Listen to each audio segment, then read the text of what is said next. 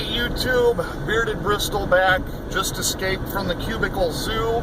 Last day of work for me this week, at least at this location. Tomorrow I go back to working at my own business, but just had a few thoughts for the week, and chief amongst them is never stop learning.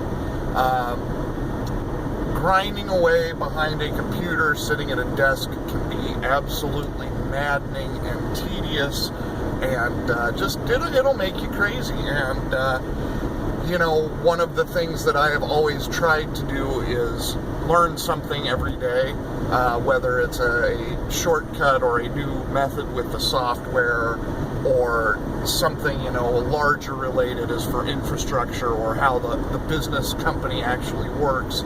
But those skills add up over time, and they amount to something meaningful, even though it doesn't seem like much at the time. I've been working in my creative software for over 20 years, if you include my collegiate experience, and because of that, I am very proficient. But it doesn't stop just there.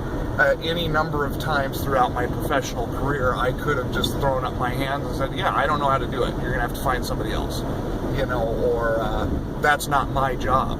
And, those things come up where it isn't your job. But if you have the capabilities and you have the time in which to do it, it's best to learn those skills because they will serve you well later on. One of the things that makes me chuckle the loudest is when people my generation, my age, around that 40-year-old mark, complain that they don't understand technology. We were the first group of kids to really have access to the internet, and we've seen the growth from AOL to Netscape to Explorer to Google owning everything. And if you didn't keep up with that, man, that's your fault. And it's too bad because there's an awful lot of useful things in there. And I'll be honest, if I were in a different career, I wouldn't want to know all of the things that I know. But this is where I am, and if you find yourself in a similar position where technology is in any way part of your job, it is best to try to stay on the front edge of that, because once you start slipping, it's awfully hard to catch up. But it's what it is. It also makes you a valuable asset within the workplace. It makes you harder to dismiss if there's a downsizing. It makes you more valuable when it comes to the bargaining table when you need to try to figure out how to get more money out of a company that doesn't want to pay you. You have to be able to bring new things and energy to the table all the time when you are in a cubicle zoo. And I think it goes, that goes for almost any workplace whatsoever, but certainly more so in the corporate environment, that staying on the front edge and really working to innovate, not only for yourself, but for the business itself. Just a few meandering thoughts, but for instance, today I learned how to make frames through Facebook.